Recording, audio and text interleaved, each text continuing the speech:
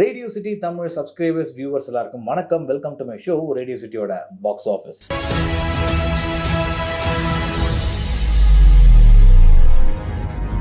So box ஆஃபீஸில் கொட்டுக்காலை திரைப்படத்தை பற்றி தாங்க பார்க்க போகிறோம். ஸோ இந்த கொட்டுக்காலை திரைப்படம் ஆல்ரெடி இன்டர்நேஷ்னல் ஃபிலிம் ஃபெஸ்டிவலில் உலக அரங்கங்களில் எல்லாரோடைய ஒரு மிகப்பெரிய பாராட்டை வந்து பெற்றிருந்தது. நம்ம தமிழ் சினிமா பொறுத்த வரைக்கும் ரொம்ப நாள் எக்ஸ்பெக்ட் பண்ண ஒரு திரைப்படம் தான். இது வந்து தியேட்டரில் வருவான்ற மாதிரி கன்ஃபியூஸ்டாக இருந்தாங்க.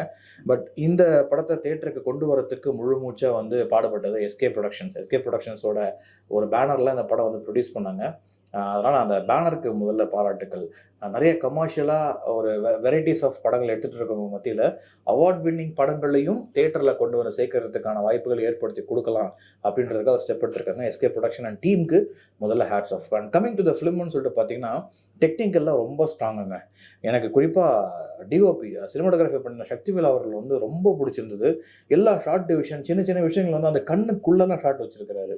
லைக் வந்து ஒரு சேவலை கவர் பண்ணுவாங்க, அந்த சேவலுக்கு வந்து அழகாக ஷார்ட் டிவிஷன் நேச்சுரலாக. நிறைய பேர் வந்து சிஜியில் போவாங்க, அந்த மாதிரி சிஜி ஒர்க்ஸ்லாம் இல்லாமல் நேச்சுரலாக அந்த ஊரில் நடக்கக்கூடிய விஷயங்களை கேப்சர் பண்ணியிருக்காரு. டவுன் சவுத்தில் மதுரையில் நடக்கக்கூடிய ஒரு சின்ன ஒரு ஃபேமிலி விஷயங்களில் வந்து அங்கே ரிச்சுவலாக ஃபாலோ பண்ணக்கூடிய விஷயங்களை பேஸ்டாக எடுத்து தான் இந்த ஸ்கிரிப்டு. அந்த கதையோ இதில் ஒன்லைனாக சொல்கிறதுக்கு வந்து வேணாம்னு சொல்லிட்டு சொல்லுங்கள். நீங்கள் படம் பார்த்தீங்கன்னா உங்களுக்கு கதை வந்து புரியும். அண்டு இந்த படத்தோட வே ஆஃப் ஸ்டோரி டெல்லிங் வந்து கண்டிப்பாக தமிழ் சினிமாவுக்கு புதுசுங்க. ஆனால் நீங்கள் கூழாங்கல் படம் பார்த்துருந்தீங்க, பெபிள்ஸ் படம் பார்த்துருந்தீங்கன்னா உங்களுக்கு அதே மாதிரி ஒரு way of story telling screenplay உங்களுக்கு வந்து ரிலேட் ஆகும். ஏன்னா பெபிள்ஸ் படத்தில், கூழாங்கல் திரைப்படத்தில் வந்து பார்த்தீங்கன்னா அந்த கதையோடய சேர்ந்து ஃபுல்லாக ட்ராவல் ஆகிற மாதிரி ஒரு ஃபீல் கொடுத்துருப்பாங்க. கேமராவோட ஆங்கிள், எடிட் அப்படின்றது எந்த ஷாட்டுமே கட் ஆகாமல் எல்லாமே சிங்கிள் ஷாட்டாக ட்ரை பண்ணியிருப்பாங்க. அதே மாதிரி நிறைய சிங்கிள் ஷாட் இருக்கக்கூடிய ஒரு படம் தான் இந்த கொட்டுக்காளி.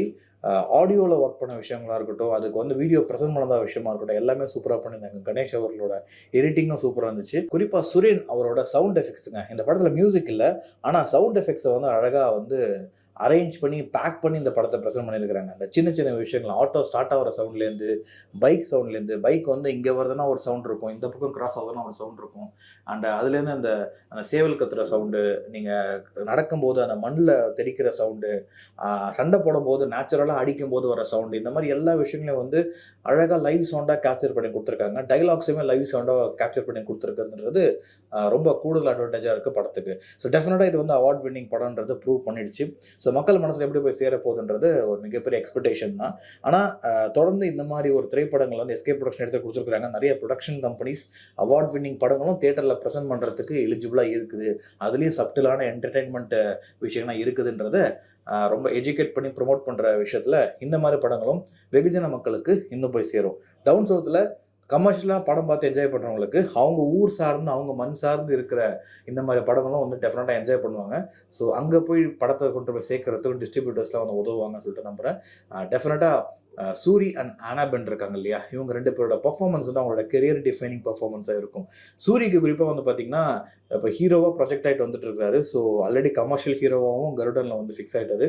விடுதலையிலையும் ஒரு நடிப்புக்கான விஷயங்களும் வந்து ஃபிக்ஸ் ஆகிட்டாரு.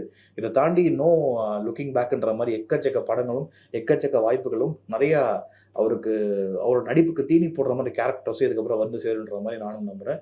ஸோ ஒன்ஸ் அகேன் கொட்டுக்காளி திரைப்படத்தோட ஒரு என்டையர் குரூக்கு ரேடியோ சிட்டி சார்பாக மனமார்ந்த வாழ்த்துக்கள் அண்ட் பாராட்டுக்கள். இந்த படம் வந்து படம் ரிலீஸ் ஆகிறதுக்கு முன்னாடி ப்ரிவியூவாக பார்க்க ஒரு வாய்ப்பு கிடைச்சதுனால நிறைய விஷயங்கள் எனக்கு வந்து இப்போவே படம் ரிலீஸ்க்கு முன்னாடி உங்களுக்கு அதாக சொல்ல முடியுது.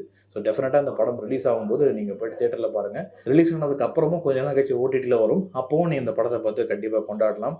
வெளிநாட்டில் கொண்டாடுற இந்த படத்தை நம்ம ஊர்லேயும் நம்ம நாட்டிலையும் இன்னும் சிறப்பாக கொண்டாடினா இன்னும் வரக்கூடிய டெக்னீஷியன்ஸ்க்கு ஒரு மிகப்பெரிய ஒரு சப்போர்ட்டாக என்கரேஜ்மெண்ட்டாக இருக்குன்றதை சொல்லிக்கிறேன். ஸோ வேற ஒரு வீடியோட வேற ஒரு படத்தோட உங்களை சந்திக்கிறேன். பாய். மீண்டும் இதே மாதிரி ஒரு சூப்பரான வீடியோ உங்களெல்லாம் சந்திக்கிறேன். பாய்.